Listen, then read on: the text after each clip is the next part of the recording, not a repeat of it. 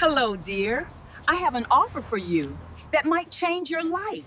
Me and my husband want you to join us on bed this weekend to celebrate our 40th year's anniversary. What kind of an insult is that, ma'am? Do I look that cheap to you? Not at all, beautiful lady, but the offer is $1 million, just so you know. wow, that is a lot of money, ma'am. Do you want me tonight? Because I can come with you guys now. What? How dare you? What are you doing here, you street hawker? You came to steal my husband after our deal? So sorry, ma'am. He was the one calling back, ma'am. They thought they were buying a night of pleasure, that they ended up paying with a marriage, a fortune, and their sanity. What happened next will make your blood run cold. The anniversary that changed everything. Lagos, Nigeria. The city that never sleeps, where the scent of suya from roadside grills mingles with the exhaust fumes of billion-dollar oil convoys. Where glass skyscrapers cast shadows over sprawling slums, and the gap between the haves and the have-nots is measured not in miles but in heartbeats. Chidi Okonkwo was not merely a billionaire. He was a colossus. His name alone could make a governor pick up his phone on the first ring, sweating. Oil pipelines snaked across the Niger Delta under his control. Real estate empires from Victoria Island to Abuja bore his signature. Telecommunications towers blinked his initials across the nation. At 48, he possessed the body of a man who paid a personal trainer to suffer for him. Broad shoulders, a chest that strained against custom Italian shirts, and the kind of jawline that made women in their 20s look twice.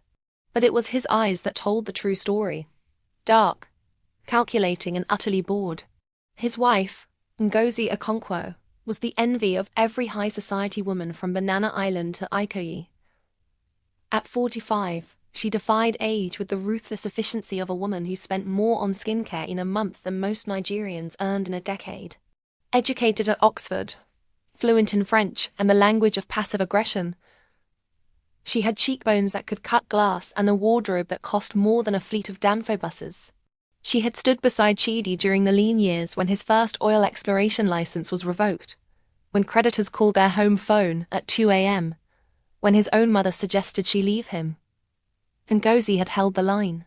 She had believed in him when no one else did, and for that, she had been rewarded with a life of unimaginable luxury. But luxury, as she was about to discover, is a hungry beast.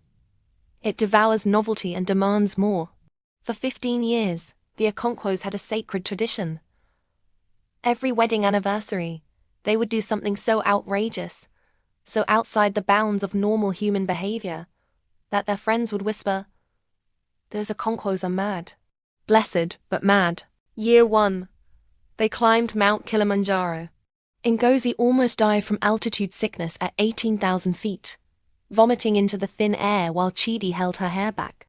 They laughed about it later, but the fear had been real. Year 5. Skydiving over Dubai. Chidi's primary parachute malfunctioned. He deployed the reserve at 2,000 feet, landing with a sprained ankle and a grin that didn't fade for a week. Almost died again, he told Ngozi. Best anniversary ever. Year 8. A private safari in Kenya where they slept in a tent surrounded by lions. Ngozi filmed the whole thing for Instagram, her voice a whisper. "The alpha male is staring directly at us. If I don't post tomorrow, tell my mother I loved her." Year 12. A silent monastery in Bhutan. No speaking for 7 days. Chidi nearly went insane, communicating with Ngozi through furious handwritten notes. She called it spiritual. He called it torture with a view. Year 14. They swam with great white sharks in South Africa caged, but still. Ngozi had a panic attack underwater, and Chidi had to signal for an emergency ascent. Now, year 15. The tradition had become a monster of its own making. What could possibly top sharks, lions, and near-death experiences? What new thrill existed for two people who had seen and done everything that money, connections, and sheer audacity could procure? They were driving back from a painfully boring dinner at Eco Hotel's Sky restaurant. The meal had cost 3.5 million, lobster flown in from Maine, Wagyu beef from Japan, a bottle of Chateau Margaux that was older than their marriage. But the conversation had been dead. The other guests, a politician who talked only about himself and a tech bro who talked only about crypto, had been insufferable. Chidi was behind the wheel of his black Mercedes Maybach, a vehicle so opulent that traffic in Lagos parted for it like the Red Sea before Moses. The custom leather seats were heated and massaging. The sound system was playing smooth jazz at a volume that suggested conversation was optional. Ngozi sat in the passenger seat, scrolling through her phone, her face illuminated by the cold blue glow. She was bored. Not just bored annihilated by boredom. The kind of boredom that comes from having every material desire met and still feeling empty. That was the most uninspired anniversary dinner of our entire lives, she said, tossing her phone into her Hermes Birkin bag with a gesture of disgust. Same wine list, same view of the lagoon, same boring billionaires having the same boring conversations about the same boring deals. Chidi chuckled, his eyes never leaving the road. What did you expect, Ngozi? Fire eaters? Acrobats? A lion tamer? Something, she said, turning to look out the window. The neon lights of Lagos streaked past a billboard for a new bank, a row of nightclubs blaring Afrobeats, a group of prostitutes in microskirts waving at passing cars. We're running out of ideas, Chidi. Kilimanjaro. Skydiving. Lions. Sharks. Silence. What's next? The moon? Mars? I'm serious. We've done everything. They drove in silence for a minute. The Lagos night was a strange symphony. The hum of generators, the distant call of a mosque, the occasional shout of a street vendor selling pure water sachets. A goat wandered across the road and Chidi swerved casually, as if dodging livestock was a normal part of driving a $500,000 car. And then Ngozi saw her. A girl, no older than 19 or 20, sitting on a flattened cardboard mat under the flickering orange light of a broken street lamp. The light buzzed and died, casting her in intermittent flashes like an old film reel. The girl was thin, too thin. Her cheekbones jutted out like weapons. Her arms were sticks wrapped in dark skin that had seen too much sun and too little soap. Her clothes were rags stitched together with safety pins, desperation, and the kind of ingenuity that poverty breeds. A faded t-shirt that once said, "I love Lagos," now said, "Love ago." Jeans so torn that they were more whole than fabric. Bare feet, the soles cracked like dry riverbeds. But it was her eyes that stopped Ngozi's heart. They were ancient. The kind of old that comes from sleeping on concrete, from learning at age 12 that no one is coming to save you, from understanding that the world does not care if you live or die. She held a torn plastic cup of former yogurt container and shook it half-heartedly at passing cars. It was past midnight. The charitable had long since gone home to their warm beds. The predators, the men who circled homeless girls like sharks, had not yet come out. For now, she was alone, invisible, forgotten. Ngozi stared at the girl. Then she looked at Chidi. Then back at the girl. A thought formed in her mind. Dangerous. Intoxicating. Completely, utterly insane. "Stop the car," she said. Chidi glanced at her, one eyebrow raised. "What?" "Stop the car. Right here. Now." He pulled over to the side of the road. The Maybach idled smoothly, its headlights cutting through the darkness and illuminating the homeless girl like a spotlight on a stage. She squinted, confused, scared. Her hand tightened around the yogurt cup. Rich people didn't stop for her. Rich people accelerated sometimes, as if poverty was contagious and they might catch it through their rolled-up windows. "Ngozi, what are you doing?" Chidi asked, his voice cautious. He knew that tone in his wife's voice. It was the same tone she had used before suggesting the silent monastery. The same tone she had used before the shark cage. It was the tone of a woman about to do something irreversible. Ngozi didn't answer immediately. She just watched the girl, her mind racing through the possibilities. 15 years of marriage. We've done everything. Everything except. You know what we've never done, she said slowly, her eyes still fixed on the girl. Chidi's hands tightened on the steering wheel. "I'm almost afraid to ask." "A threesome." The word hung in the air between them, heavy and electric, crackling with the voltage of the forbiddance. Chidi's breath caught. He was no saint. He had been tempted 1,000 times by models, by actresses, by the wives of his business partners. But Ngozi was his wife, his partner, his equal in every way. She had never suggested anything like this. Not once. "You're serious," he said. It wasn't a question. Dead serious. Ngozi turned to face him fully. In the dashboard lights, her face was a mask of cool calculation. "Look at her, Chidi. Really look. She's nobody. She's nothing. She doesn't exist. No family, no friends, no social media presence. She's a ghost. We pick her up, we pay her, we have our fun, and she disappears back into the gutter. No strings, no drama. No one ever finds out. Just a memory, a trophy for our 15th anniversary." Chidi looked at the girl. In the harsh LED headlights, she looked even younger, even more broken. A part of him. The part that had built an empire from nothing. The part that had stepped on competitors and broken contracts and done things he would never tell his mother. Recognized the cold logic of his wife's proposal. Another part of him. The part that had once been poor himself. The part that remembered sleeping on a dirt floor in Enugu, felt a twinge of something uncomfortable, something that might have been shame. But Ngozi was already unbuckling her seatbelt. The click of the buckle was a finality. "Wait," Chidi said, his voice lower than usual. $1 million? For one night? We spend that on a weekend in Monaco," Ngozi said with a dismissive wave of her hand. "This is our anniversary. Let's make it unforgettable." She stepped out of the car. Her 6-inch Louboutin heels, red soles flashing in the darkness, clicked on the asphalt like a countdown. She walked toward the homeless girl with the confident, predatory stride of a woman who had never been told no in her adult life. The girl later looked up, and in that moment, her ancient eyes filled with something that made Ngozi's stomach clench. Just slightly. Hope. Because when a woman dressed in designer clothes and diamonds walks toward you at midnight, you don't think danger. You don't think trap. You think rescue. And that, more than anything else, was the cruelest part of what Ngozi was about to do. The offer.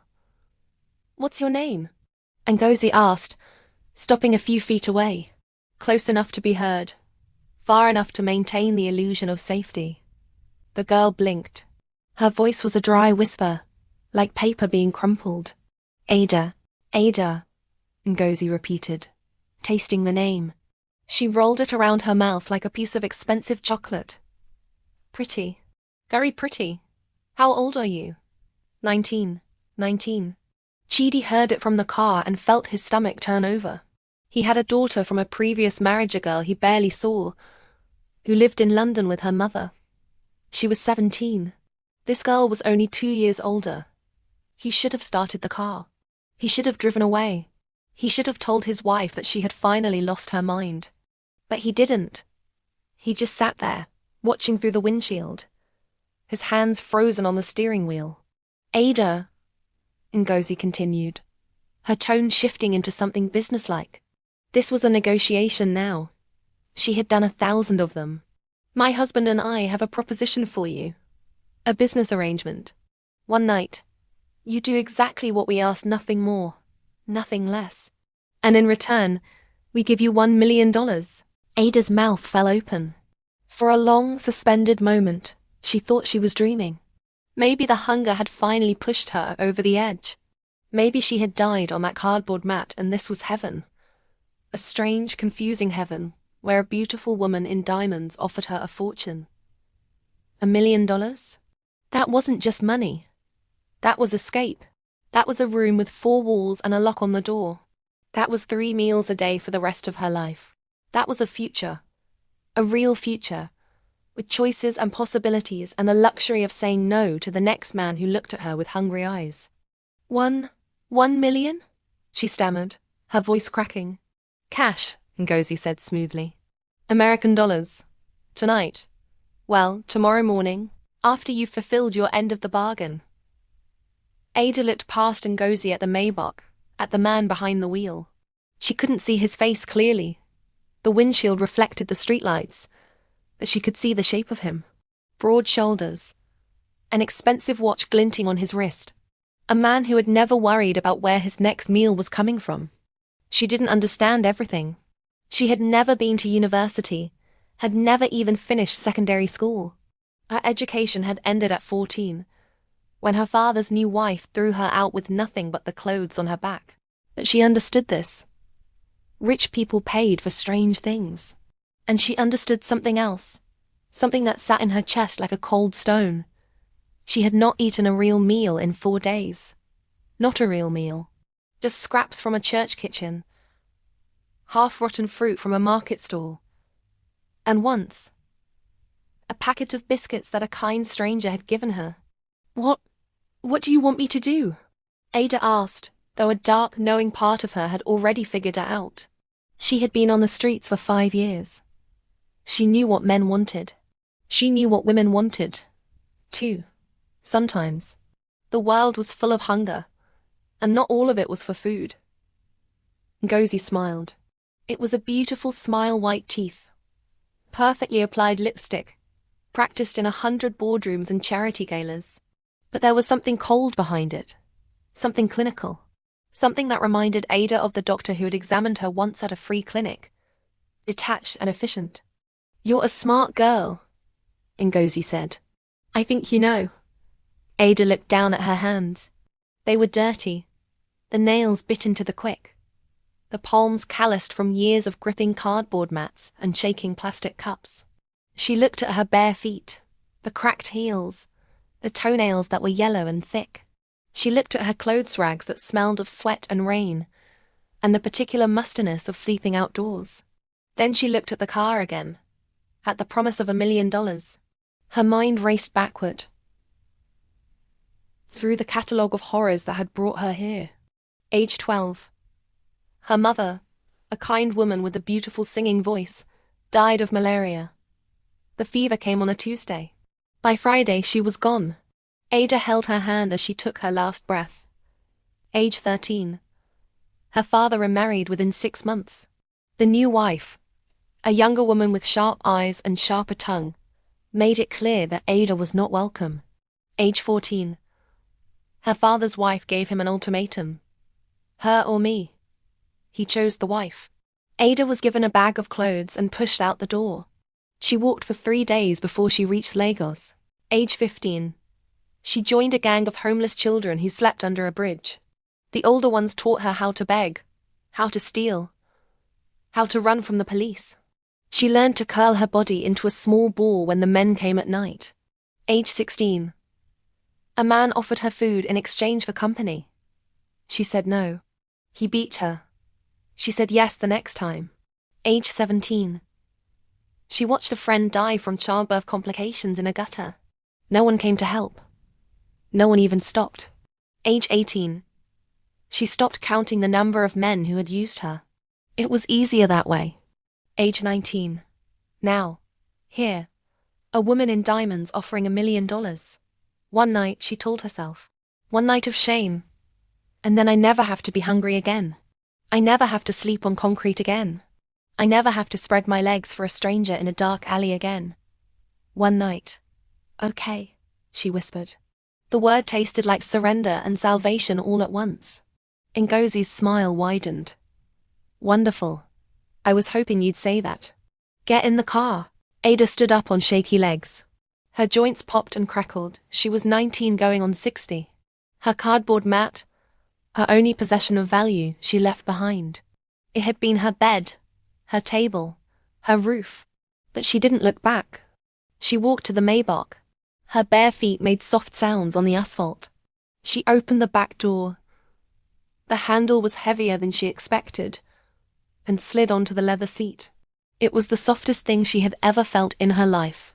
It seemed to wrap around her, to hold her, to whisper you are safe, now even though she knew she was anything but. Chidi looked at her in the rearview mirror. Their eyes met for just a second, maybe 2. She saw something in his face. Not lust. Not pity. Something stranger. Something she couldn't name. Recognition. He was poor once too, she thought. He remembers what it feels like. He remembers the hunger, the fear, the desperate calculations. But he said nothing. He put the car in drive, and the Maybach glided away from the curb. The cardboard mat lay alone under the flickering street lamp, already forgotten. Behind them, Lagos hummed on, indifferent as always. The mansion, the Okonkwo mansion in Banana Island, was not a house. It was a statement, a declaration of war against poverty, against mediocrity, against anyone who had ever doubted that Chidi Okonkwo would amount to anything. The drive through the gates took a full 30 seconds. The security checkpoint alone would have made a small country proud. Armed guards in crisp uniforms checked the license plate, checked Chidi's face, checked a clipboard, and finally waved them through. The gates themselves were wrought iron, custom-made in Italy, depicting scenes from Nigerian mythology that Chidi had commissioned to remind visitors that his wealth was rooted in African soil. The driveway was lined with palm trees imported from Thailand, each one costing more than a year's salary for the average Nigerian. Between the trees, solar-powered lamps glowed softly, casting warm pools of light on the crushed granite gravel. The house itself was a sprawling 2-story structure that seemed to float on the edge of the Lagos Lagoon. Floor-to-ceiling windows reflected the moonlight. A swimming pool with a built-in waterfall cascaded into an infinity edge that made it look like the water went on forever. A helipad sat to the left, though Chidi's helicopter was currently in for maintenance. Ada's breath caught in her throat.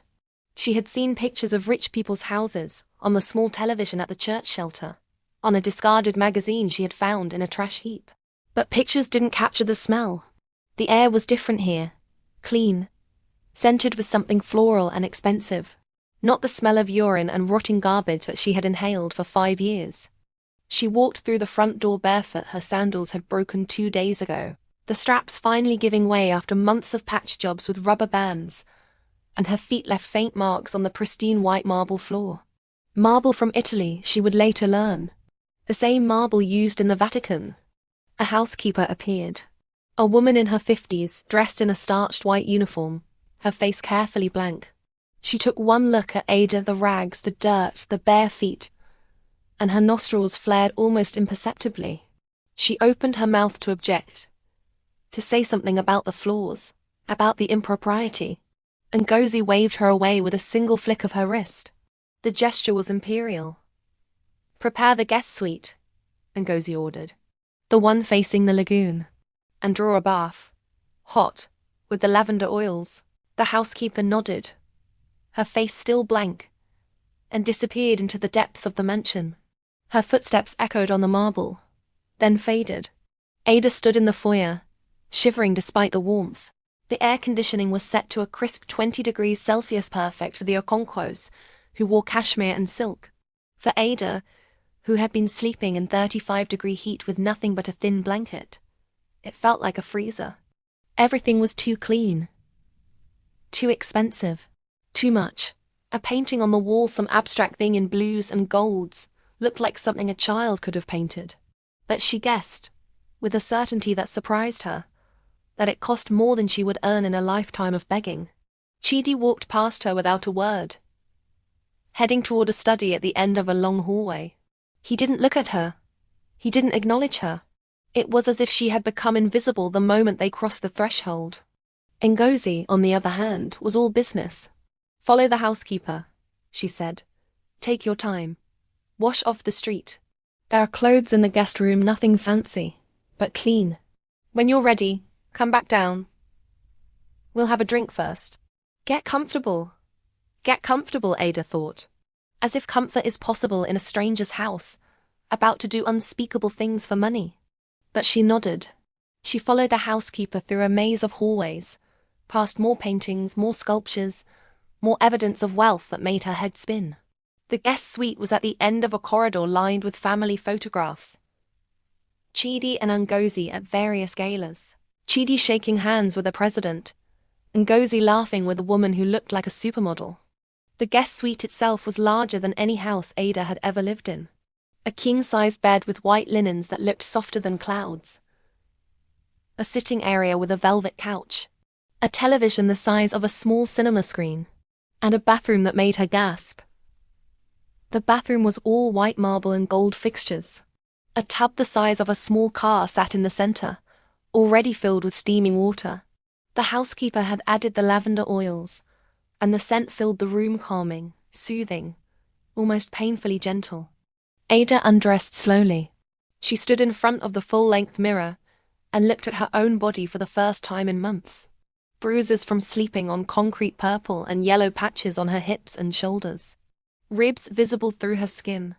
A topographic map of hunger. Scars from a childhood she tried to forget. A burn on her forearm from her stepmother's cooking pot.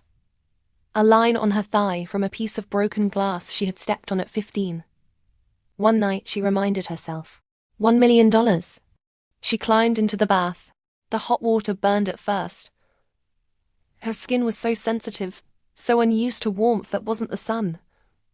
And then it soothed. She sank into it up to her chin, feeling the tension in her muscles release one by one. She scrubbed her skin with the expensive soap.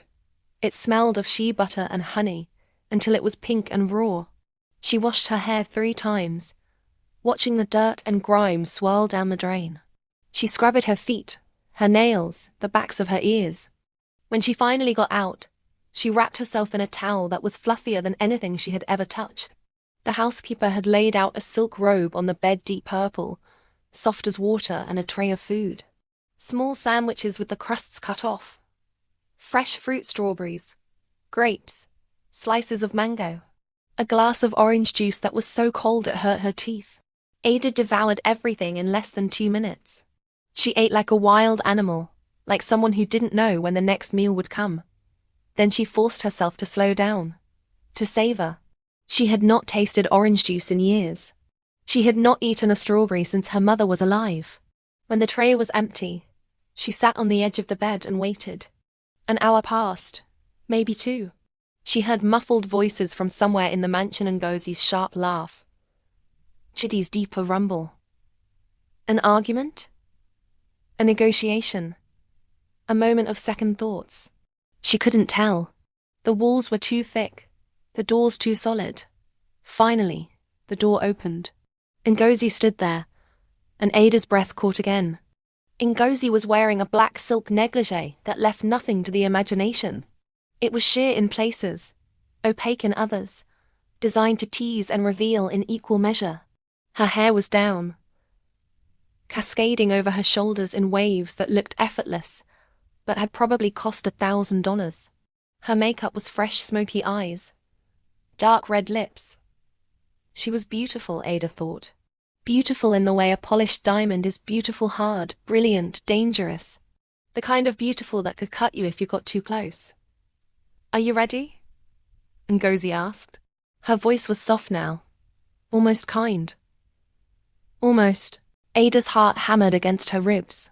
She thought of running. She thought of saying no. She thought of the $1 million sitting in an envelope in Ngozi's bedroom. She thought of what that money could buy. A future. A life. A way out. Yes, she said. The night, what happened next, Ada would spend years trying to forget. The details are not for the faint of heart, nor for those who believe that money can buy anything without consequence. Ngozi directed everything like a film director. She had a vision for the evening, a fantasy she had clearly been nursing for longer than she let on.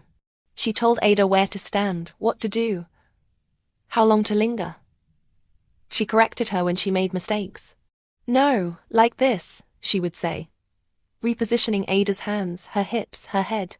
Chidi participated, but there was a detachment in his eyes that Ada noticed even in her own haze of fear and shame. He went through the motions.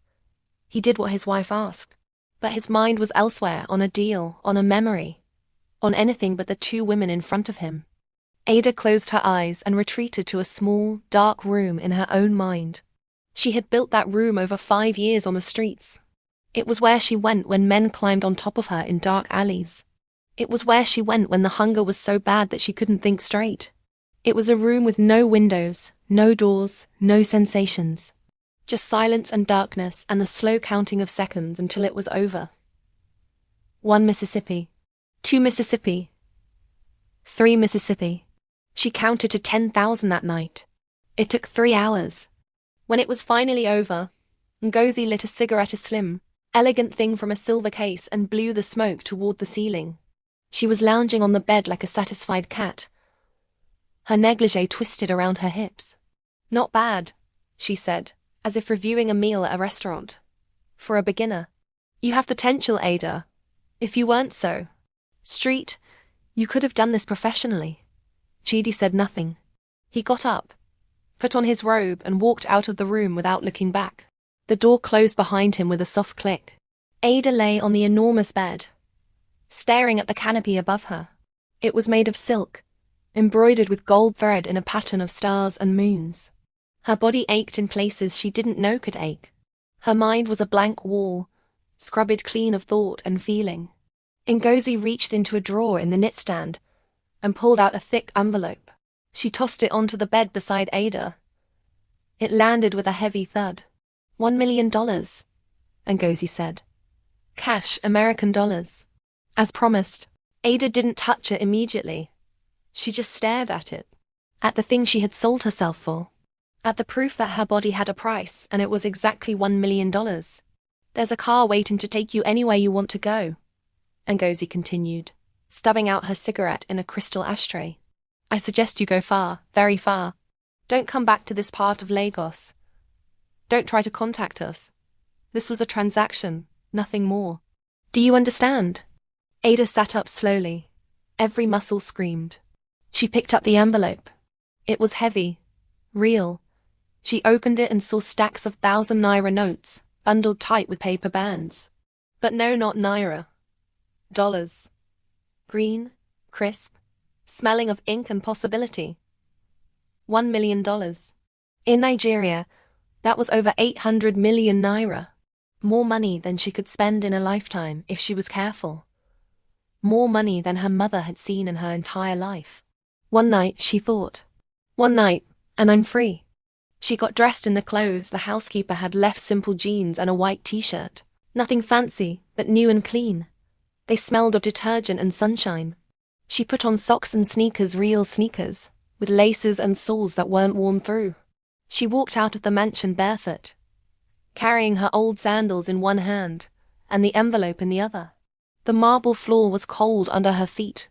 The front door was heavy, but she pushed it open. The driver, a quiet man in a black suit, stood beside a sleek black sedan. He opened the back door for her. "Where to, miss?" he asked. Ada stood there for a moment, breathing in the night air. The lagoon glittered in the distance. Somewhere, a nightbird called. She had no home, no family, no friends who hadn't already abandoned her. No one to call, no one to tell, no one to share the weight of what she had just done. "Just drive," she said, climbing into the car. "I'll tell you when to stop." The aftermath. For 2 weeks, Ada disappeared into the chaos of Lagos. She paid cash for everything. She changed taxis 3 times before finally settling on a small apartment in Lekki Phase. One modest by the neighborhood standards, but to her, it was a palace. The apartment had 1 bedroom, a living room with a couch that pulled out into a bed, a kitchen with a working stove, and a bathroom with a shower that produced hot water on demand. Ada stood under that shower for an hour the first night, crying. The hot water mixed with her tears, and she couldn't tell the difference. She bought new clothes, nothing flashy, nothing that would attract attention. Jeans, t-shirts, a few dresses for occasions she couldn't imagine attending. She bought a laptop and enrolled in an online course in business management. She bought groceries, real groceries, with vegetables and meat and eggs and milk, and taught herself to cook. She ate 3 meals a day, sometimes 4. She gained weight, filled out, stopped seeing her ribs in the mirror. She slept in a real bed, on real sheets, with a real pillow under her head. She woke up without fear for the first time in years. No one was going to kick her. No one was going to steal her mat. No one was going to drag her into an alley. The $1 million sat in a safe she had installed in her closet. She had transferred most of it into a bank account. The bank manager had looked at her strangely when she walked in with a bag full of cash. But money talks, and her money spoke fluent English. She kept 100,000 in the safe for emergencies. She had plans. School maybe. A small business. A future. But plans, as she was about to learn, have a way of changing. It started with a text message. A known number. "How are you feeling?" Ada stared at her phone. The screen glowed in the darkness of her bedroom. Who had her number? She had bought a new SIM card the day after the anniversary. Only the landlord and the electricity company had it. And the bank, but they wouldn't text her at midnight. Unknown number. It's Chidi. From that night. Her heart stopped. Then it started again. Faster. Harder. Pounding against her ribs like a caged bird. She didn't reply. She put the phone down on the knitstand and turned away. She pulled the blanket up to her chin and closed her eyes. She tried to think of anything else, her online course. The recipe she wanted to try tomorrow. The color she wanted to paint the living room. But the phone buzzed again. Chidi, I'm not going to hurt you. I just want to talk. Chidi. Please. She stared at the screen. The word please glowed in the darkness. It was such a small word. Such a vulnerable word. Billionaires didn't say please. Billionaires demanded. Billionaires commanded. But here was Chidi Okonkwo, one of the richest men in Nigeria, typing please to a homeless girl he had paid for sex. She should have blocked him. She should have changed her number. She should have taken the money and fled to another city, Port Harcourt, Abuja, even Accra in Ghana. She should have disappeared so completely that no one could ever find her. But something in her, something broken and lonely and desperate for kindness, something that had been starved for so long that it would accept crumbs, made her reply. Ada, how did you get my number? The response came immediately, as if he had been waiting. Chidi, I have people. Can we meet? She thought about it for a long time. She thought about her mother, who had always told her that rich men were dangerous. She thought about her stepmother, who had warned her that men only wanted one thing. She thought about the streets, where she had learned that trust was a luxury she couldn't afford. But she also thought about the way Chidi had looked at her in the rearview mirror. The recognition in his eyes. The way he had said nothing, done nothing, but somehow made her feel seen. Ada. Where? They met at a quiet cafe in Victoria Island, the kind of place where billionaires went to be seen, and the rest of humanity went to dream. It was called the Courtyard, and it was hidden behind an unassuming door on a busy street. Inside, there was a garden with a koi pond, tables under umbrellas, and the smell of fresh coffee and pastries. Chidi arrived alone, dressed in a simple polo shirt and jeans. No driver, no bodyguards, no entourage. He looked almost normal, a middle-aged man with a slight paunch and greying temples. Without the armor of his wealth, he was just a person. He ordered for both of them coffee for himself, hot chocolate for her. You look like you needed something sweet, he said, pushing the cup toward her. Ada wrapped her hands around the warmth.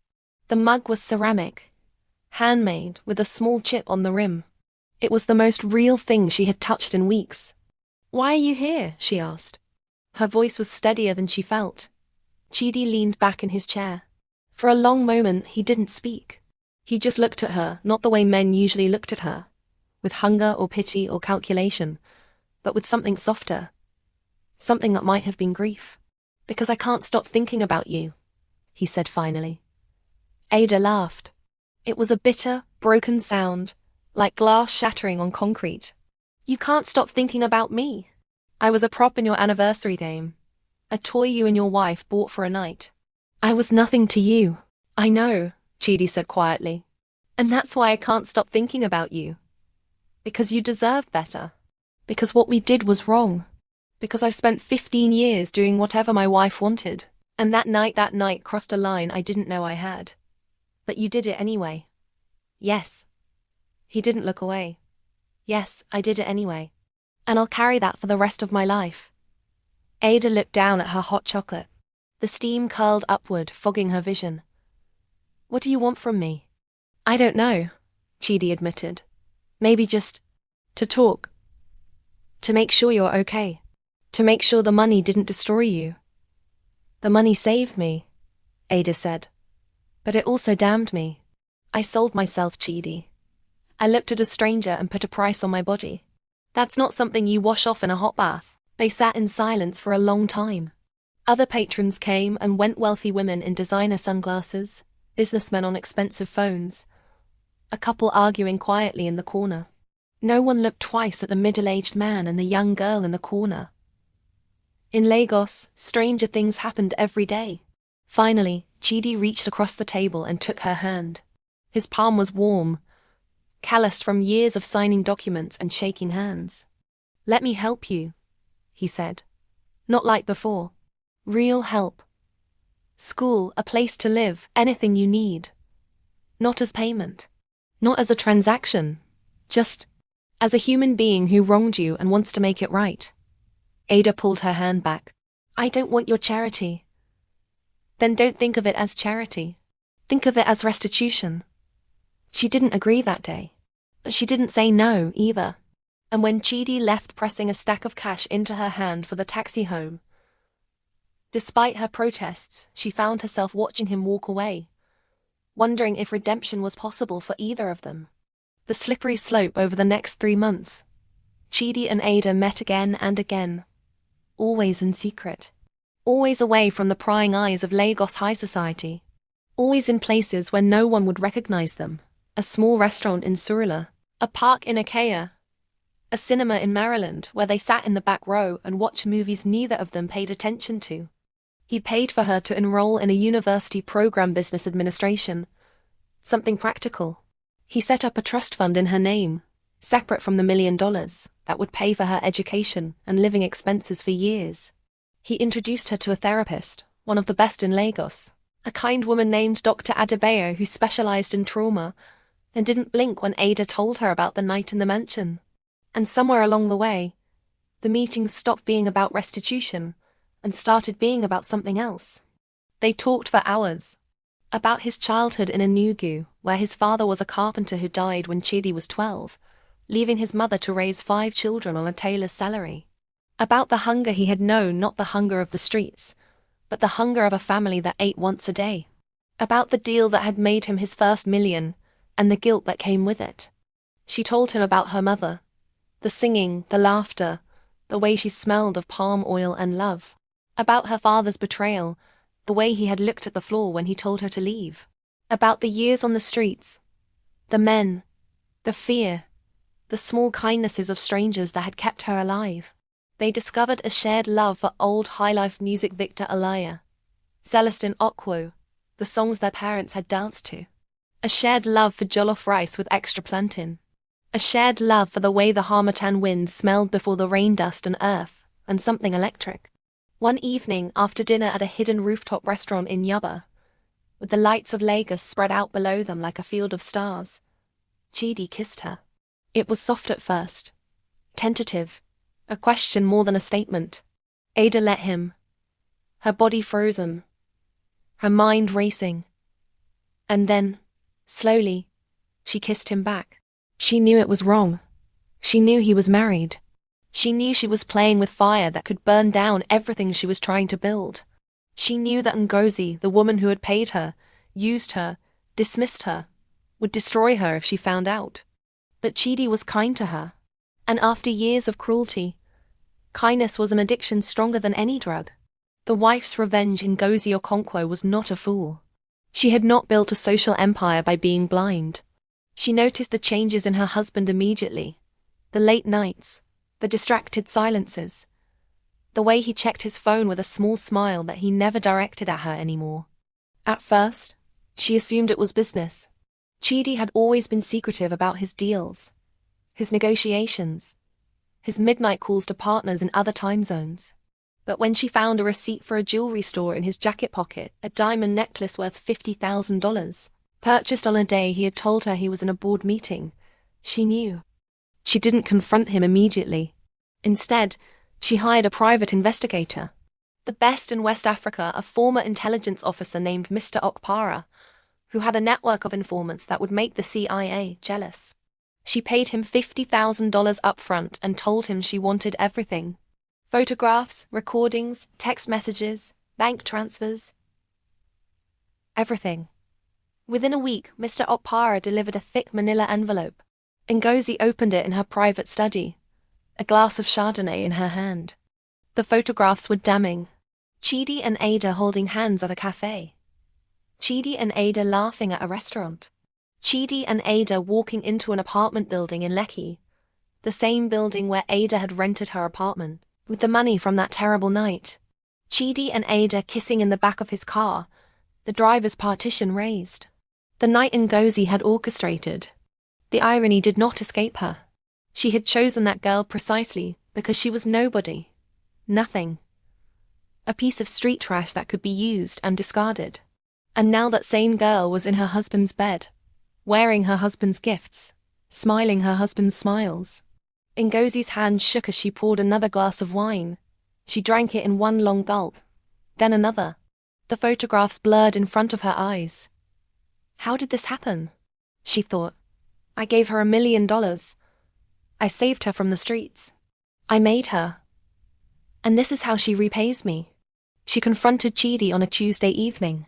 She spread the photographs across the dining table like evidence in a murder trial. The table was made of reclaimed teak, imported from Ghana, polished to a mirror shine. The photographs looked obscene against it. Explain, she said.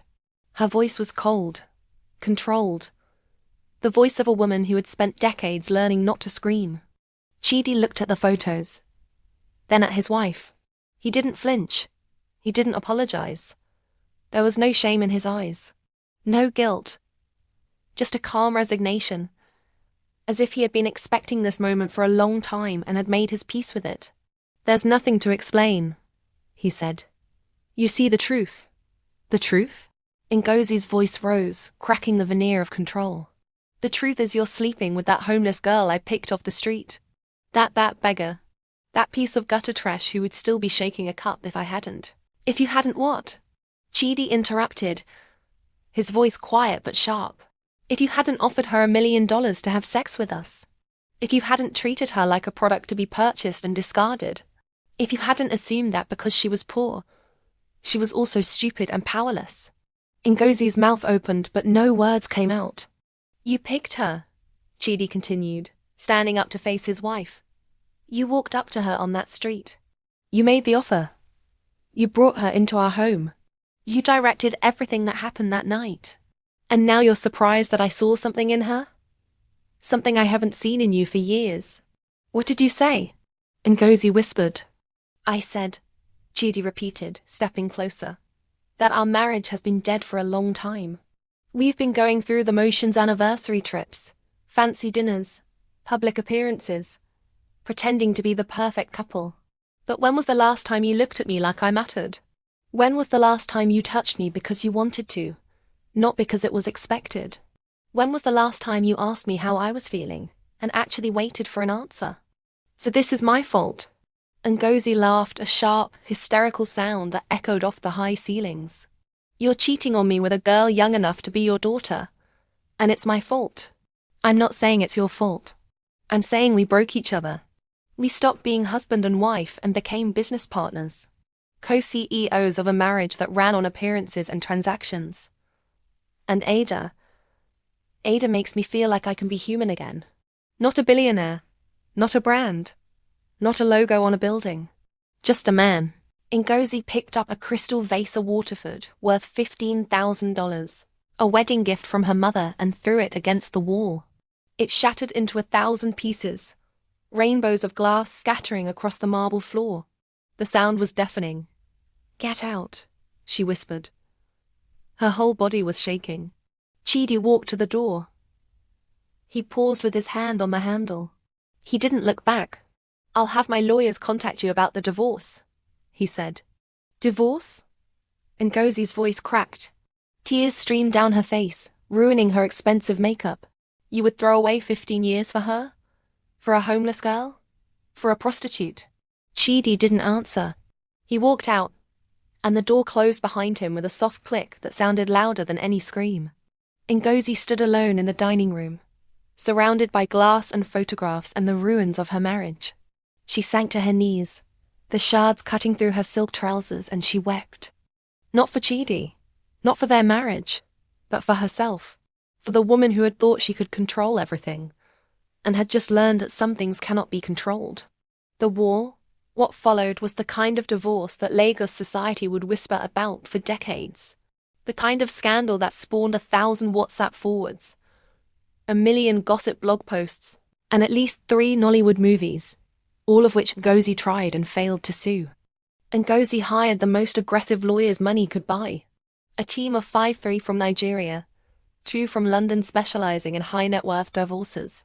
Their billable rate was higher than most people's monthly salary, but Ngozi didn't care. She wanted blood. She froze joint accounts.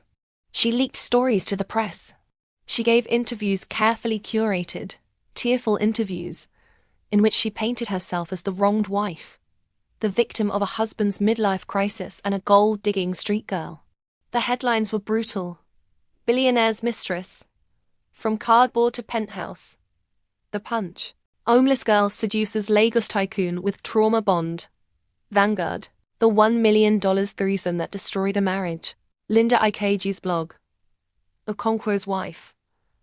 I regret ever stopping for that beggar. Premium Times. Ada became a pariah overnight. University students who had been her classmates now crossed the street to avoid her. Professors who had praised her work now refused to make eye contact. Her therapist, Dr. Adebayo, dropped her as a client, citing ethical concerns. Though Ada suspected that Ngozi's money had something to do with it. The landlord of her apartment, pressured by Ngozi's connections, evicted her with 24 hours' notice. She came home from class to find her belongings piled on the curb, her laptop, her safe, still locked, thank God. A crowd of neighbors watched, whispering. But Chidi stood by her. He moved her into a secure compound in Ikoyi, gated community, with 24-hour security, CCTV cameras, and a biometric scanner at the entrance. He hired a new therapist, a new lawyer, a new publicist. He hired bodyguards, 2 of them, former soldiers who followed her everywhere. And he fought back against his wife's attacks with a ferocity that surprised everyone. His legal team countersued for defamation. His publicist planted counter-stories about Ngozi's shopping addiction, her alleged affairs, her history of manipulating Chidi into business decisions that had cost them millions. You started this, he told Ngozi during one of their many court hearings. The courtroom was packed journalists, lawyers, curious onlookers. You wanted a threesome. You picked her. You paid her. And now you're angry because the consequences didn't go the way you planned. I wanted one night. Ngozi shouted, her composure finally cracking. She was dressed in black, her face pale, her eyes red from crying. One night. Not the destruction of my marriage. Not the loss of my husband to a street girl. You can't control people, Chidi said quietly. You tried to control Ada and she slipped through your fingers. You tried to control me, and I slipped too. That's your problem, Ngozi. You think everything is a transaction, a deal to be made, a price to be paid. But human beings aren't commodities. And love isn't a contract. The judge, a tired-looking woman in her 60s, rapped her gavel. Counselors, control your clients. But the damage was done. The testimony was leaked to the press within hours. The public had chosen its villain. Ngozi Okonkwo, the bored billionaire's wife who had tried to buy a threesome, and ended up buying a nightmare. The divorce took 18 months. 18 months of legal battles, media firestorms, and sleepless nights. In the end, the courts awarded Ngozi a settlement of $500 million. A fraction of Chidi's wealth, but enough to make her one of the richest women in Africa. She kept the Banana Island mansion, the cars, the art collection, the jewelry. But she lost Chidi. And that, as she would later tell her friends in tears, was the one thing she had never thought possible. The new beginning. 2 years after the night that changed everything, Chidi and Ada stood before a small crowd on a private beach in Seychelles. The beach was called Ant-Source Dargant, and it was consistently ranked as one of the most beautiful beaches in the world. Pink sand, giant granite boulders sculpted by millennia of wind and waves. Water so clear that you could see fish swimming 20 feet below the surface. There were no photographers, no society journalists, no politicians or billionaires.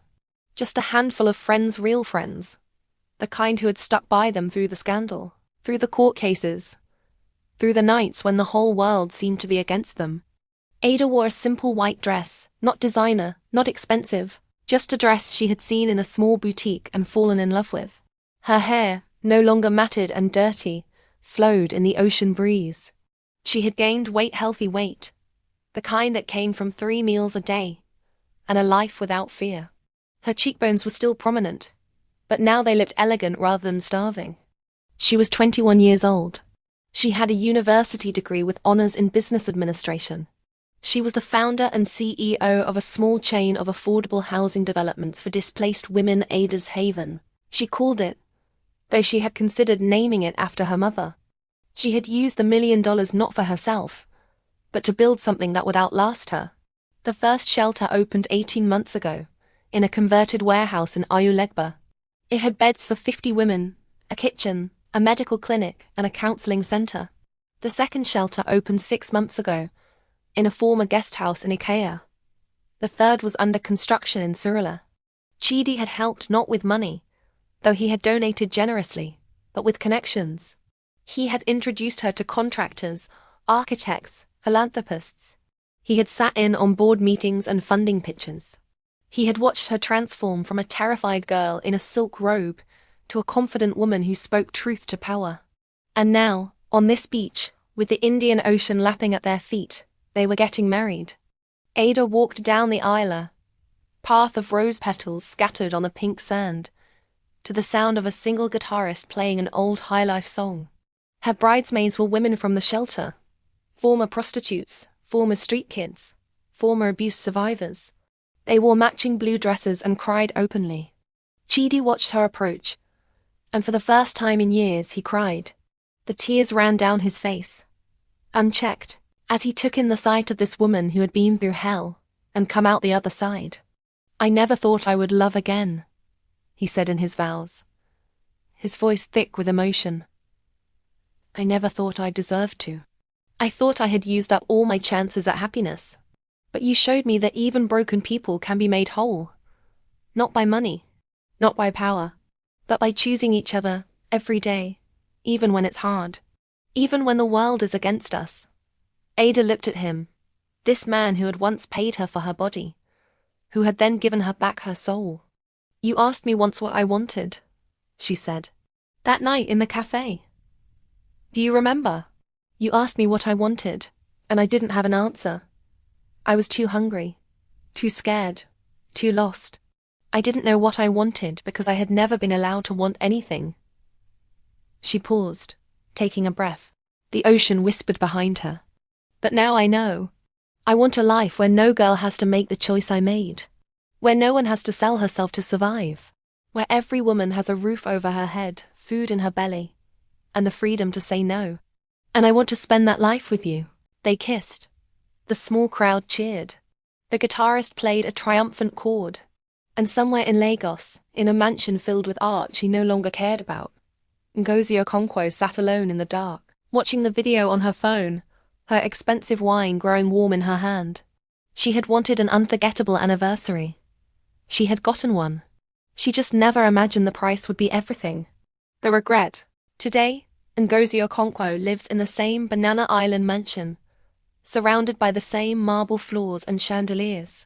She has $500 million, a fleet of cars, and a social calendar that would exhaust anyone else.